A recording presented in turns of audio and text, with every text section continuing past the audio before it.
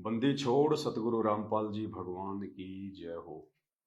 परम पिता परमात्मा, सारी सृष्टि के रचनहार, कुल मालिक, असंख्य ब्रह्मांडों के स्वामी, जगत गुरु, तीनों लोकों में प्रवेश करके सबका पालन पोषण करने वाले राजाधिराज, आत्माधार, नाथों के नाथ, देवों के देव महादेव, सर्वेश्वर महेश्वर मृत्युंजय, अजरो अमर, आदि अनादि सनातनी प्रभु, जगत पिता जगदीश्वर, 1008 की उपाधि के वास्तविक अधिकारी, अकाल मूर्त शब्द स्वरूपी राम, वासुदेव, सर्वगतम ब्रह्म, परम पूज्य, प्रथम पूज्य, परम संत, परम धनी, परम दयालु, परम पुरुष, वासुदेव, सर्वगतम ब्रह्म, हारे का सहारा, जगत के जगन्नाथ, अल्लाह ताला, अल्लाहु अकबर, जगत के मुक्तिदाता, जगत का तारणहार, संत शिरोमणि सतगुरु रामपाल जी भगवान के चरण कमल में आप और हम सभी सत्सेवक भाई बहनों का अनंत कोटि दंडवत प्रणाम। भाई और बहनों, आज का ये वीडियो मैं अपने Facebook page Pawan Das is live पर नहीं डाल सकता, मेरी मजबूरी है, क्योंकि काल हमेशा यही चाहता है कि जैसे तैसे इस महान संत को, इस परम पुरुष को, सतगुरु रामपाल जी भगवान को दुनिया की नजरों में नीचे गिराया जाए। और वो कार्य लगातार पिछले कई वर्षों से संत रामपाल जी के मर्यादा तोड़ के अपने आप को भगत समझने वाले भक्तों के माध्यम से लगातार करवा रहा है।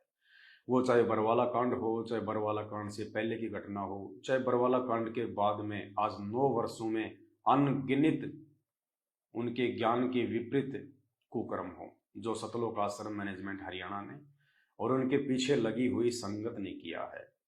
और ऐसा ही एक घटिया कर्म कल दिनांक 17 जुलाई 2023 को जयपुर में किया गया है, सतलोक आश्रम मैनेजमेंट हरियाणा के कहने पे।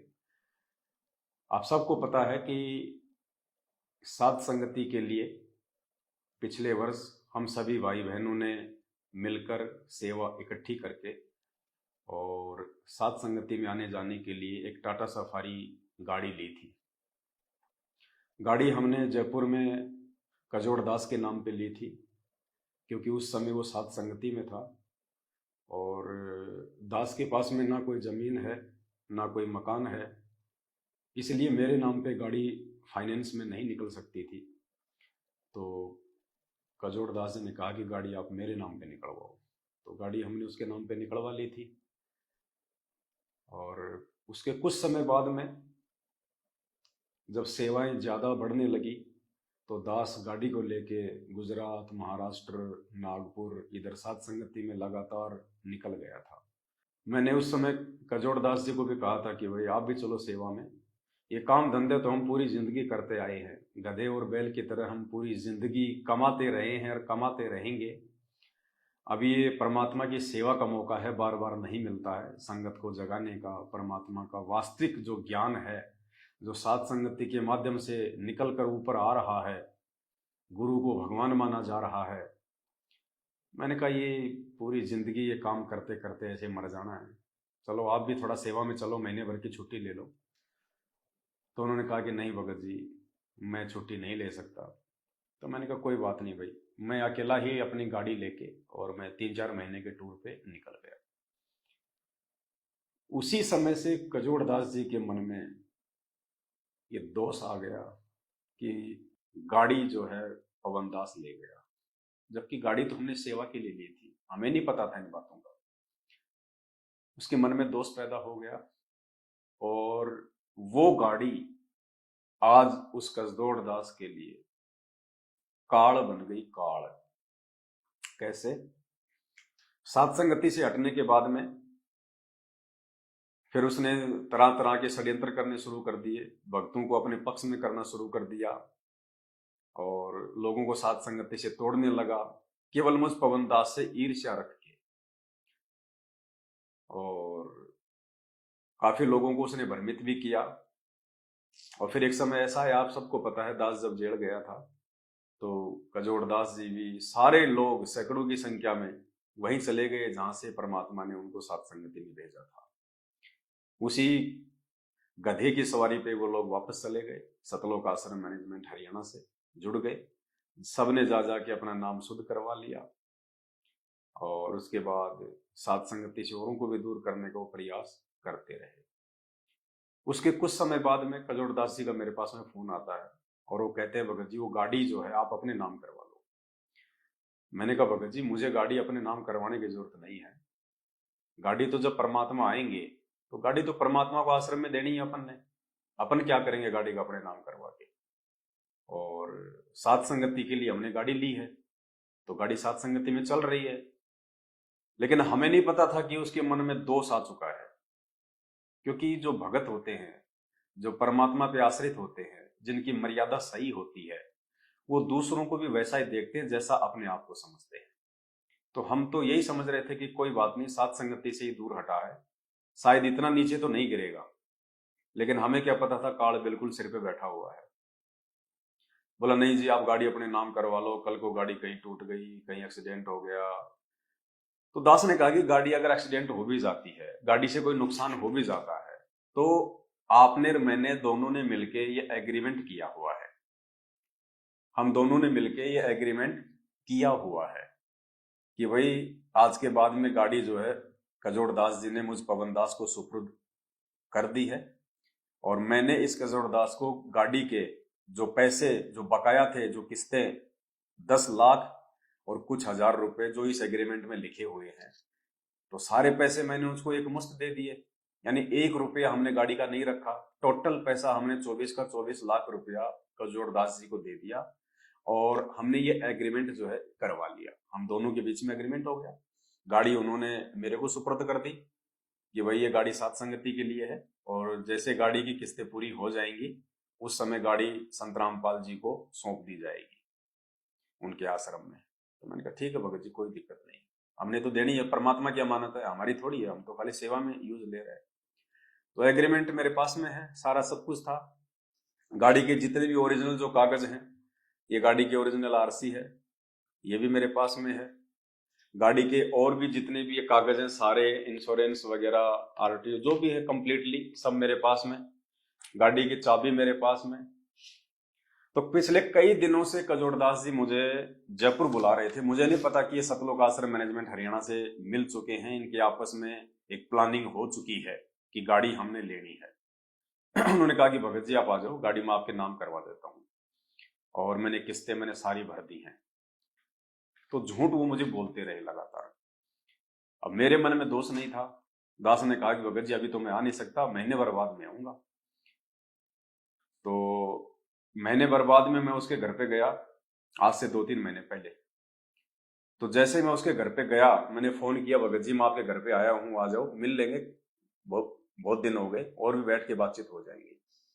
तो उसने कहा कि मैं भी रास्ते में हूँ, मैं रोहतक से आ रहा हूँ, नामदान केंद्र पे गया था आश्रम में, वहां से आ रहा हूँ मैं। तो मैंने कहा कोई बात नहीं। मैं उनके घर पे, उनका बेटा था छोटे वाला, तो वहीं मैं बैठ गया, आराम किया मैंने घंटे 1.5 घंटे। तब तक वो आ गए, 4-5 भगत थे।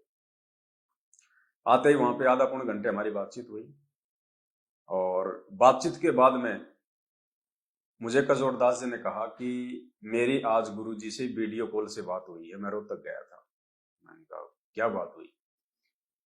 बोला कुछ नहीं, मैंने गुरुजी को ये कहा कि गुरुजी वो गाड़ी पवन दास के पास में है, मेरे नाम पे है, मैं गाड़ी का मैं क्या करूं? तो गुरुजी ने कहा कि गाड़ी उससे ले लो। तो मैंने कहा कि गुरुजी गाड़ी वो दे नहीं रहा, वो कह रहा कि गाड़ी तो सात संगति के लिए ली है और हम सात संगत वाले भाई बहनों ने मिलकर गाड़ी का पैसा दिया है, तो गाड़ी तो मैं गुरुजी को ही दूंगा आने के बाद में।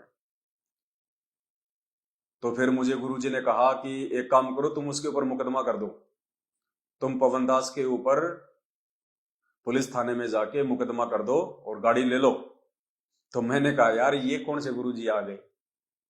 गुरुजी के साथ में लोगों ने 28 साल से इतने अत्याचार किए, आर्य समाजियों ने, प्रशासन ने, जगत वालों ने, इतना गुरुजी के साथ में उन्होंने बेहुदा मजाक किया, हरकतें की, षड्यंत्र किए।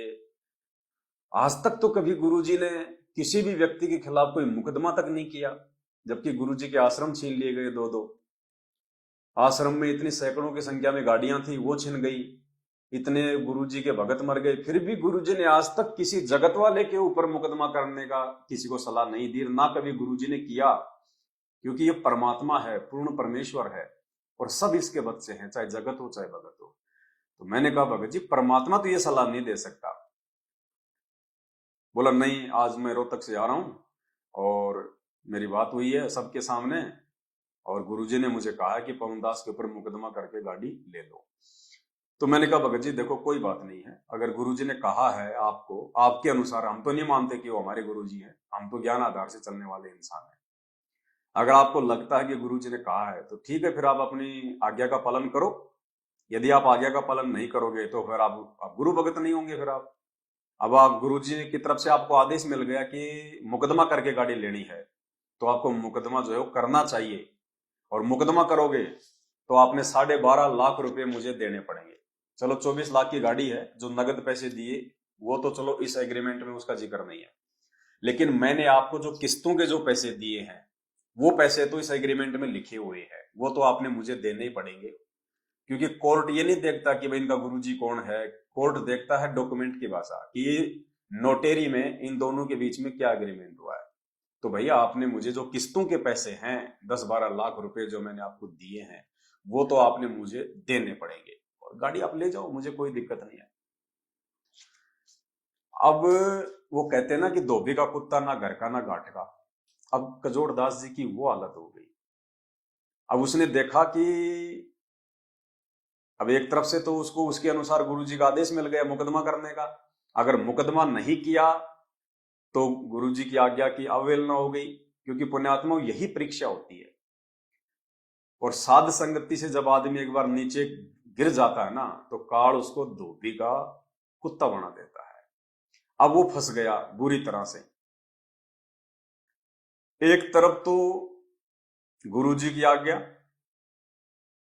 और दूसरी तरफ अगर आज्ञा का पालन किया तो 12 लाख रुपए किस्तों के पवन दास को कोर्ट के माध्यम से देने पड़ेंगे, क्योंकि एग्रीमेंट हो रखा है, इससे पहले वो गाड़ी नहीं ले सकता। तो दोनों तरफ से मर गया वो। अब अंत में फिर उसने क्या किया, उसने वो कुकर्म कर दिया कल कि ना तो वो गुरुजी की तरफ रहा और ना वो इधर रहा। धोबी के कुत्ते से भी उसकी बुरी हालत हुई कल। काल ऐसे ही मारता है, ऐसे ही तोड़ता है, और जब परमात्मा किसी की परीक्षा लेता है तो इसी प्रकार से लेता है। तो मैंने कहा भगत जी कोई बात नहीं, आप मुकदमा करो, कोर्ट में मिलते हैं, वहीं आपको गाड़ी दे देंगे। मैं ये कह के वहां से उसके घर से आ गया। उसके 1 महीने बाद में फिर उसका फोन आता मेरे पास में, और वो कहता है कि भगत जी मैंने सारी किस्तें जमा कर दी हैं, अब आप वो गाड़ी लेके आ जाओ और गाड़ी आप जो है अपने नाम करवा लो। अब मुझे नहीं पता कि इसने दोगली नीति अपना के और इसने ये षड्यंत्र किया है। मुझे ये तो पता था कि भाई काल प्रेरित हो चुका है, लेकिन इतना नहीं पता था कि काल इसको इतना नीचे गिरा देगा। ये ऐसी घटिया हरकत भी जो है वो कर सकता है, इतना मुझे विश्वास नहीं था। तो मैंने कहा भगत जी 10-15 दिन बाद में आऊंगा। मैंने उससे एनओसी भी नहीं मंगवाई कि अगर आपने पूरी किस्तें जमा कर दी हैं तो एनओसी आपके पास में आ गई है, आप मुझे व्हाट्सअप कर दो, मैंने वो भी नहीं मंगवाई उससे। मैंने सोचा चलो कोई नहीं, भगत भाई है, झूठ थोड़ी बोलेगा अपने से। उसके बाद में 10-12 दिन बाद मैंने उसको फोन किया कि भगत जी अब मैं फ्री हूं, आप कहो तो आ जाऊं। बोला आ जाओ। मैं जयपुर पहुंच गया, और जयपुर पहुंचने के बाद मैंने उसको फोन किया कि भगत जी मैं जयपुर आ गया हूं और बताओ अब क्या करना है। तो उसने कहा कि आप जयपुर में कहां पे हो। मैंने कहा मैं सांगानेर में मनोज भगत जी के पास में हूं और घंटे 1.5 घंटे में हम लोग आ जाएंगे। बोला ठीक आप आ जाओ। तो हमें तो कोई टेंशन थी नहीं, गाड़ी जो है मनोज भगत जी के घर के नीचे खड़ी हुई थी, मैं ऊपर बैठा हुआ था, और मनोज भगत जी से कहा कि भगत जी चलो अपन चलते हैं और जो भी फॉर्मेलिटी अपन पूरी करके आ जाते हैं। बोला ठीक है। वो नहाने धोने लग गए, खाना वाना खाने लग गए। इस दौरान पुण्यात्माओं आधे घंटे के अंदर अंदर जैसे ही कजोड़दास जी को इस बात का मालूम पड़ा कि पवन दास गाड़ी लेके सांगानेर में मनोज भगत जी के घर पे है, तो मनोज भगत जी के घर पे पहले सात संगति होती थी, एड्रेस का उसको भी पता था। आधा घंटे में कजोड़दास जी वहां पहुंच जाते हैं अपनी बाइक से या फोर व्हीलर से, एक दो आदमी लेके, और पूरी उन्होंने प्लानिंग कर रखी थी। गाड़ी की उन्होंने नकली चाबी बनवा रखी थी, नकली चाबी उन्होंने गाड़ी की जो है बनवा रखी, क्योंकि ये ओरिजिनल चाबी तो मेरे पास में गाड़ी की, मैं तो ऊपर बैठा हुआ था। उसने पहले से ही एक षड्यंत्र के तहत, धोखेबाजी के तहत, उसने गाड़ी की, टाटा सफारी की नकली चाबी बनवा रखी थी, या फिर जैसे गाड़ी उसके नाम पे थी, हो सकता है उसने कंपनी से झूठ सांच बोल के कोई दूसरी चाबी उसने निकलवा ली हो। हम लोग ऊपर बैठे हुए थे, गाड़ी नीचे खड़ी हुई थी। आधा घंटे में, कल 17 जुलाई 2023 3:30 बजे सीसीटीवी फुटेज में हमने वहां पे निकलवाई, उसमें बिल्डिंग में 3:30 बजे कजोड़दास जी गाड़ी को बिल्डिंग के नीचे से नकली चाबी से चोरी करके ले गए, गाड़ी को उठा के ले गए। ये घटिया कुक्रम उन्होंने कल किया। कागज मेरे पास में, एग्रीमेंट मेरे पास में, गाड़ी की ओरिजिनल आरसी मेरे पास में, चाबी मेरे पास में, और काल ने कल कजोड़दास जी से ऐसा घटिया कुक्रम करवाया जिसकी हम कभी कल्पना भी नहीं कर सकते थे। चोरी संत रामपाल जी का भगत कहलाता है, और चोरी करके ले गया गाड़ी। जैसे हम यहाँ हमारे सामने कई ऐसी चीजें आई हैं, कुछ ऐसी निकम्मी आत्माएं आती हैं सत्संग में, यहाँ पूरा ढोंग करती है, रक्षा सूत्र भी लेते हैं, नाम भी लेते हैं, सतनाम भी प्राप्त कर लिया है, गले में लॉकेट भी डालते हैं, और वो यहाँ केवल चोरी करने आते हैं। अब इस तरह का कोई आदमी दुर्घटना में मरता है, आम आदमी तो यूं कहेगा कि रामपाल का चेला था, लॉकेट भी हुई है, धागा भी हुई है। वो रामपाल का चेला नहीं था, वो तो काल का चेला था। अरे मांग लेता भाई, हम सात संगति वाले तुझे मना थोड़े ना करते। मांग लेता कि भाई मुझे गाड़ी दे दे, मुझे गाड़ी चाहिए। लेकिन जो घटिया कुक्रम काल ने उससे कल करवाया है, उन्हें आत्माओं ये नोट कर लेना, जब तक ये भक्ति मार्ग चलेगा 1000 साल तक, और यदि कहीं उस बंदे का नाम आएगा, वो कजोड़ चोर के नाम से ही जाना जाएगा, वो चोर के नाम से जाना जाएगा, चोर के नाम से पहचाना जाएगा, कजोड़ चोर। ऐसा घटिया कुक्रम कल उसने धोखे से संत रामपाल जी का भगत होने के बावजूद। पुण्यात्माओं, इसलिए दास हाथ जोड़ के विनती करता है कि सात संगति रूपी हाथी से नीचे मत उतर जाना। 1 साल से मैं चिल्ला रहा था कि सात संगति से दूर हटे नहीं, काल ने अपने गोद में उसको लिया नहीं। इतना नीचे भी कोई व्यक्ति गिर सकता है संत रामपाल जी का भगत होके, इसकी कल्पना भी नहीं कर सकते थे हम। गाड़ी चाहिए थी, मांग लेता, कोई बड़ी बात नहीं, दे देते हम गाड़ी, कोई ज्यादा बड़ी बात नहीं थी। 10-12 क्विंटल लोहा ही तो था, और क्या था। उसकी नजर में वो गाड़ी थी, लेकिन हमारी नजरों में तो लोहे का टुकड़ा था। 10-12 क्विंटल, इससे ज्यादा नहीं था। उसने चोरी कर ली कल गाड़ी, उठा के ले गया गाड़ी। फिर हम गए उसके घर पे। जैसे ही हम उसके घर पे गए तो हमें पता था कि गाड़ी वो कहां पे लेके जा सकता है। तो सिक्कर रोड पे एक रूपदास जी हैं जिनकी नाई की दुकान है, उन्हीं के पास ज्यादा उनकी उठ बैठ है। तो वहां गए तो पता चला कि गाड़ी उसकी दुकान के आगे खड़ी थी। जल्दबाजी में उन्होंने कोई गाड़ी के तार वार जो है वो काट दिए कि कहीं जो है पवन दास को मालूम ना पड़ जाए, पवन दास जो है कंपनी में जाके गाड़ी की लोकेशन ना निकलवा ले। उन्होंने जल्दबाजी में गाड़ी के तार वार काट दिए। तार काटते ही गाड़ी का पूरा सिस्टम ऐसा था कि गाड़ी का इंजन लॉक हो जाता है। उसके बाद वहां पे दुकान वालों ने हमें बताया कि यहां से वो गाड़ी को जो है वो टोचन करके ले गए, सफारी गाड़ी को टोचन करके लेके गए। हम कजोड़दास जी के घर पे गए तो उनकी औरत ने हमारे को झूठ बोला कि वो फैक्ट्री गए।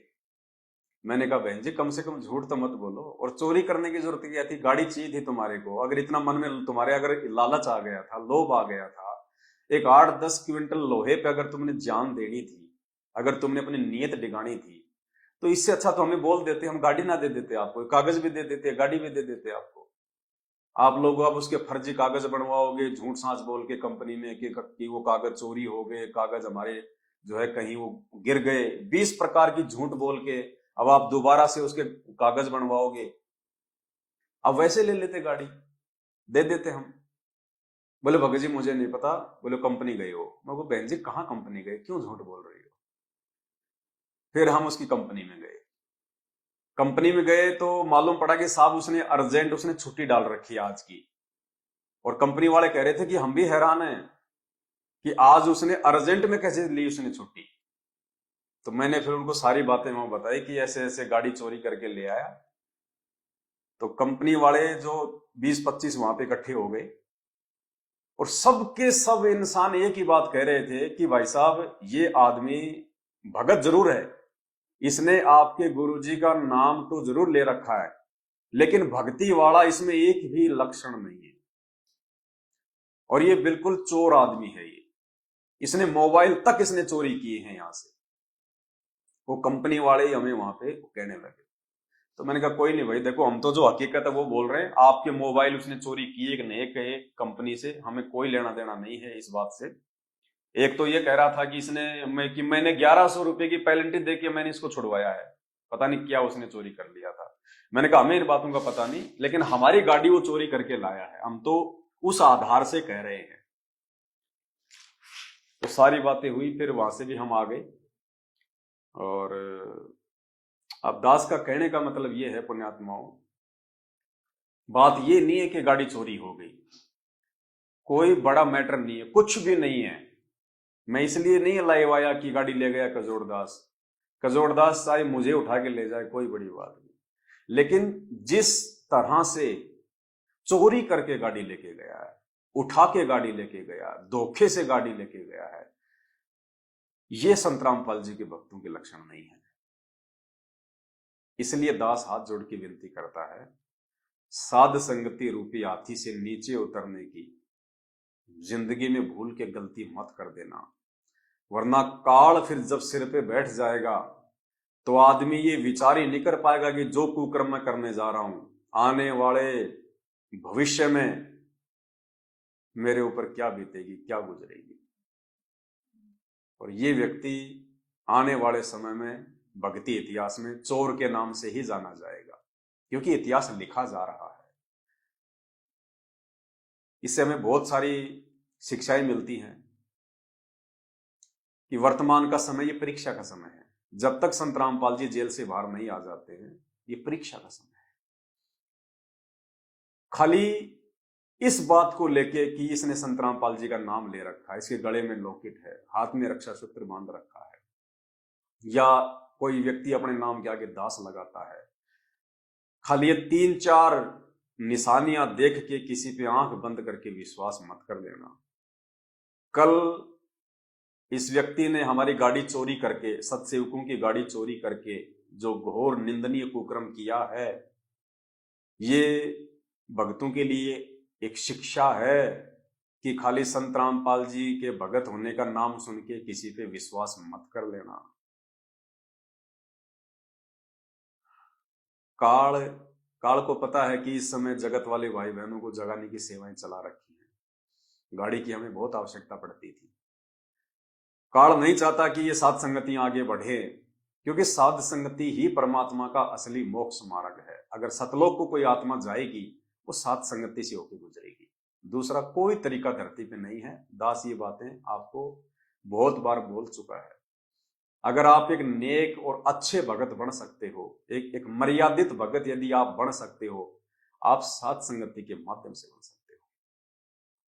हालांकि अगर हम चाहें तो उसने जिस तरह से उसने गाड़ी उठाई है और जो फुटेज हमारे पास में है, उस हिसाब से सीधा सीधा उसके ऊपर चोरी का मुकदमा बनता है।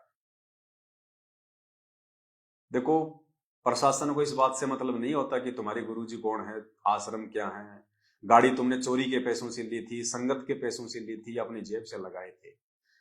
कोर्ट प्रशासन देखता है एग्रीमेंट, डॉक्यूमेंट, और यदि हम उसके ऊपर मुकदमा करें तो प्रशासन उसको एक ही बात कहेगा कि भैया ठीक है, गाड़ी तेरे नाम पे है, पैसे भी तूने दिए सारे, और ये पवन दास जो है ये तेरी गाड़ी उठा के ले आया और ये तुझे गाड़ी नहीं दे रहा था। तूने गाड़ी उठाई क्यों? क्या इस देश में कानून नहीं है? तो कानूनी तरीके से तू तेरी गाड़ी प्राप्त करता तो थाने में आके मुकदमा करता, रिपोर्ट दर्ज करता कि साहब मेरे नाम पे गाड़ी है, मुझे दे नहीं रहा। तूने गाड़ी उठाई कैसे? ये कौन सा तरीका है? अगर तूने गाड़ी, मान लीजिए अगर तुझे मालूम हो गया कि गाड़ी वहां पे खड़ी है, तो तूने थाने में आके तूने जो है इंफॉर्मेशन देनी थी कि साहब मेरी गाड़ी वहां खड़ी है, तो हम तुझे तेरी गाड़ी दिलवाते। तो चोरी करके गाड़ी ले आया, धोखे से उठा के गाड़ी ले आया, क्या पता उस गाड़ी में अगले का क्या सामान था, क्या पता उस गाड़ी में अगले का जो है कितना जो है कीमती सामान था। अगर हम चाहें तो हम उस पर कोई भी मुकदमा लगा सकते हैं, क्योंकि बुरी तरह से वो फंसा हुआ है। गाड़ी उसने चोरी की है, उठाई है धोखे से, पीछे से।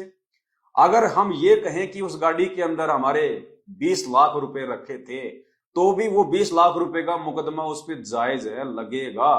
क्यों? क्योंकि गाड़ी उसने पीठ पीछे उठाई है धोखे से, चोरी से, जबकि गाड़ी के कागज, गाड़ी की आरसी, गाड़ी की ओरिजिनल चाबी, सब कुछ हमारे पास में है। लेकिन हम उनकी तरह घटिया नहीं है, नीच नहीं। हालांकि गाड़ी में मेरा 14-15 हजार रुपए का सामान था, हम मार्केट से आ रहे थे, सेवा का सामान लाए थे, वो सामान भी ले गए। ये वीडियो रिकॉर्डिंग वाले कैमरे से संबंधित सामान था 15-20 हजार का, वो भी ले गए। हर प्रकार से वो आदमी, अगर हम मुकदमा करें, वो फंसे, उसके पास कोई चारा नहीं है सिवाय जेल जाने का, क्योंकि गाड़ी उसने चोरी करी है, गाड़ी उसने उठाई है, कानून की नजरों में वो दोषी है। दूसरी बात, गाड़ी मैंने उससे एग्रीमेंट करके ली थी, मैंने उसकी तरह कोई चोरी करके गाड़ी नहीं ली, धोखे से नहीं ली, हम दोनों के बीच में एग्रीमेंट हुआ है। ये देख लो एक बार, थोड़ा सा जूम करके दिखा दे। हम दोनों के बीच में यदि बस ये दिखा दे ऊपर का, ये मेरा फोटो है, ये कजोड़दास का फोटो है। हम दोनों के बीच में एग्रीमेंट हुआ था, गाड़ी एग्रीमेंट करके ली गई है, और गाड़ी जिस दिन ली थी उस दिन के बाद से गाड़ी की सारी जिम्मेदारी इस एग्रीमेंट में मेरे ऊपर है कि गाड़ी अगर कल को एक्सीडेंट हो जाती है, गाड़ी से अगर किसी की मौत हो जाती है, तो सारी जिम्मेदारी इस पवन दास की है। अब पुण्यात्माओं, कल वो गाड़ी चोरी करके ले गया, गाड़ी हमारी उठा के ले गया, अगर रास्ते में अगर कोई मर जाता, कोई एक्सीडेंट हो जाता, तो इसमें जिम्मेदारी किसकी है? मुझ पवन दास की। हर प्रकार से कानून की नजरों में ये दोषी है, यदि हम इसके ऊपर मुकदमा करें तो। लेकिन भाई और बहनों, ये परीक्षा उसकी भी थी और ये परीक्षा मुझ दास की भी है। हम परमात्मा के बच्चे हैं, हम साध संगति से जुड़े हुए हैं, और हमें परमात्मा ने एक ही पाठ पढ़ाया है कि जो तोकू काटा बोवे ताको बोतू फूल, तोए फूल के फूल है वाको है त्रिशूल। कबीरा आप ठगाइए और न ठगिए कोई, आप ठगाए सुख होत है और ठगे दुख होए। इसने तो अपने माथे पे कलंक लगवा लिया चोर का। ये तो भक्ति इतिहास में चोर के नाम से ही जाना जाएगा। जब भी ये कहीं किसी को दिखेगा, मिलेगा, इसका जिक्र होगा, इसके नाम के आगे तो चोर ही लगेगा, इसमें कोई संशय नहीं। इसने कुकर्म ही ऐसा किया है नाम लेने के बाद। लेकिन हम परमात्मा की मर्यादा नहीं तोड़ेंगे। अरे ये तो 24 लाख की गाड़ी है, अगर तू 24 करोड़ रुपए भी अगर तू चोरी करके लेके जाता, क्योंकि तुझे ज्ञान तो है ही नहीं, ज्ञान होता तो ये चोरी करता ही नहीं, ऐसा घटिया कर्म तो करेगा नहीं। बताओ, क्या संत रामपाल जी आदेश देंगे कि तुम गाड़ी को जो है तुम चोरी करके ले आओ, तुम गाड़ी को उठा के लेके आओ? वो सारे जगत का मालिक है, जिसके आदि बाल के बराबर पूरी सृष्टि नहीं है, वो एक 24 लाख की छोटी सी गाड़ी जो आजकल हिमाचल और उत्तराखंड में बाढ़ में माचिस की डिब्बियों की तरह नदियों में बह रही हैं, जिनकी कोई कीमत नहीं है, उस गाड़ी को चोरी करके इसने अपने माथे पे भक्ति इतिहास में एक कलंक लगवा लिया। काल ऐसे नीचे गिराता है, एक बार जब आप उस काल की पकड़ में आ जाते हो ना, फिर ऐसे वो बंदर बना देता है मदारी का। तो इस भाई को ये चोर का जो है तमगा लगवा दिया। पुण्यात्माओं, ऐसे काल नीचे गिराता सात संगति से हटते ही। हम अपने गुरुजी की शिक्षाओं पे चलेंगे, हम अपने गुरुजी की मर्यादाओं पे चलेंगे, चाहे हमारे साथ में कोई कितना ही अन्याय करो, कितना ही अत्याचार करो। सैकड़ों गाड़ियां हैं सतलोक आश्रम मैनेजमेंट हरियाणा के पास में, लेकिन हमारी एक गाड़ी भी उनको रास नहीं आई। साध संगति में केवल एक गाड़ी थी परमात्मा की सच्ची सेवा में, वो गाड़ी भी उनको जो है आंखों नहीं सुहाई। और तरह तरह के षड्यंत्र पिछले 6 महीने से ये लोग कर रहे हैं उस गाड़ी के लिए। और अंत में जैसे ही इनको मौका मिला कि पवनदास वहां है, तुरंत अब देखो ये भगत है ये। इसलिए मैं इस वीडियो को अपने फेसबुक पेज पे नहीं डाल रहा, क्योंकि मेरे फेसबुक पेज पे भगतों से ज्यादा जगत वाले जो है भाई बहन ऐड हैं। और वो जब इस प्रकार की घटिया हरकत सुनेंगे संत रामपाल जी के भगत की, चोरी की, तो उनके दिल पे क्या बीतेगी। जो बेचारे ज्ञान समझ रहे हैं, सच्चाई धीरे धीरे जो मतलब जान रहे हैं, क्या बीतेगी उनके ऊपर। इसलिए पुण्यात्माओं, हमारे लिए उन भाइयों का परमात्मा का ज्ञान समझना ज्यादा मायने रखता है, ना कि ये चोरी की घटना उनको बताना, क्योंकि इससे उनका जो है वो दिल टूटेगा। कि जब उनके भगत होके और 5-5 साल से नाम लेके जो भगत चोरियां कर रहे हैं, ठगी कर रहे हैं, षड्यंत्र कर रहे हैं, झूठ छल कपट कर रहे हैं, अपने भगत भाई बहनों से नरक में जाने के काम कर रहे हैं, वो क्या सोचेंगे वो लोग। इसलिए ये वीडियो मैं अपनी दूसरी फेसबुक आईडी पे डाल रहा हूं और आप भाई बहनों को भेज रहा हूं। आप सभी भाई बहनों तक इस वीडियो को जरूर भेजें, सोशल मीडिया पे भी डालें। खाली मैं अपने पेज पे नहीं डालूंगा, बाकी आप हर जगह इस वीडियो को डालिए, सब तक ये वीडियो आप पहुंचाओ, ताकि ऐसे चोरों से कम हम सावधान तो रह सकें, और भाई बहन तो इस प्रकार की ठगी का शिकार ना हो। ऐसा व्यक्ति तो कुछ भी उठा सकता है।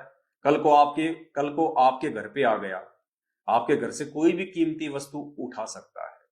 जो आदमी गाड़ी चोरी कर सकता है धोखे से, भगत होके, उस पर कैसे विश्वास किया जा सकता है। वो तो घर पे माँ बहनों के साथ में छेड़खानी कर सकता है, कोई भी कुकर्म कर सकता है वो, क्योंकि अब वो भगत नहीं है। वो दुनिया की नजरों में भले संत रामपाल जी का भगत है, लेकिन जिस दिन से जो आदमी साध संगति से हट जाता है, उसी दिन से वो काल का भगत बन जाता है। काल फिर उससे वो करवाता है जैसा वो चाहता है। ये कॉमन सेंस की बात है। जो घटना इसने कल की, चोरी की, ये कोई नहीं कर सकता। ये तो जगत वाले भी नहीं करेंगे। अगर ऐसे आपस में कोई एग्रीमेंट हो रखा हो तो वो भी बैठ के बात करेंगे, कानून के थ्रू बात करेंगे। वो इस प्रकार से घटिया हरकत नहीं करेंगे। ये चोरी की गाड़ी उठा लाए, बताओ, नकली चाबी बनवा के, और अब झूठ साच बोल के जो है नकली कागज बनवाएगा। क्योंकि अगर वो कानूनी तरीके से गाड़ी लेता तो उसको इस एग्रीमेंट के तहत 12 लाख रुपए देने पड़ते, मुझे 12 लाख रुपए, जो मैंने उसको जो है किस्तों के दिए थे नगद इस एग्रीमेंट में, और गाड़ी मैंने ली थी। उसको मालूम था कि अगर मैंने गुरुजी की आज्ञा का पालन किया, जो उसको वीडियो कॉल में कहा गया था, जैसा वो कह रहा है कि पवनदास पे मुकदमा करके गाड़ी ले लो, उसको पता था कि अगर तूने गुरुजी की आज्ञा का पालन किया और पवनदास पे मुकदमा किया तो तुझे 12 लाख रुपए देने पड़ेंगे। ये 12 लाख रुपए के लिए उसने सबसे पहले तो गुरुजी की आज्ञा तोड़ दी, क्योंकि उसकी परीक्षा थी। परमात्मा आदेश दे सकता है, कोई बड़ी बात नहीं। वो परीक्षा लेने के लिए जब उसने कह दिया अपने भक्तों से कि मेरे सर में 5-5 जो है जूते मारो, वो मुकदमा करने का भी आदेश दे सकता है मेरे ऊपर। वो भगत की परीक्षा लेने के लिए कुछ भी कर सकता है। लेकिन इस भगत ने उस आदेश की पालना भी नहीं करी, क्योंकि मात्र 12 लाख रुपए के लिए उसने अपने गुरुजी की आज्ञा तोड़ दी। मात्र 12 लाख रुपए के लिए, कि अगर कोर्ट के थ्रू अगर मैं गाड़ी लूंगा तो मुझे 12 लाख रुपए एग्रीमेंट के अनुसार देने पड़ेंगे। इसलिए उसने चोरी का रास्ता अपनाया, ना तो गुरुजी की आज्ञा का पालन किया, और ना इधर उसने जो है एक मल के भगत होने का उसने मतलब परिचय दिया। चोरी, भक्ति इतिहास में चोर के नाम से क्या इज्जत रह गई उसकी, है? जहां काम करता है वहां सबको पता चल गया कि चोर आदमी है, चोर आदमी है, क्या क्या उसकी क्या इज्जत रही बताइए। काल ऐसे ठगता है, उधर तो परमात्मा की तरफ से गया और इधर इज्जत से गया, भक्ति है ही नहीं। क्योंकि जिस दिन मर्यादा टूटी उस दिन के बाद में चाहे कितनी भक्ति करो, भक्ति है ही नहीं। अब गाड़ी का वो क्या करेगा, या तो खुद चलाएगा या फिर मैनेजमेंट के वहां पे दे के आ जाएगा अपने नंबर बनाने के लिए कि लो जी मैं गाड़ी ले आया उस पवनदास से। वो चापलूसी करेगा मैनेजमेंट की, तो मैनेजमेंट क्या करेगा उस गाड़ी का, उल्टे काम में चलाएगा जैसे और गाड़ियां चल रही हैं उनकी, क्योंकि मर्यादा तो है ही नहीं, तो अपने और कर्म फोड़ेगा। इसलिए जिन जिन मेरे सत्सेवक भगत भाई बहनों ने उस गाड़ी के लिए अपना सहयोग किया था, उनसे मैं एक बार प्रार्थना करना चाहूंगा कि वो भार हमारे ऊपर ना रहे।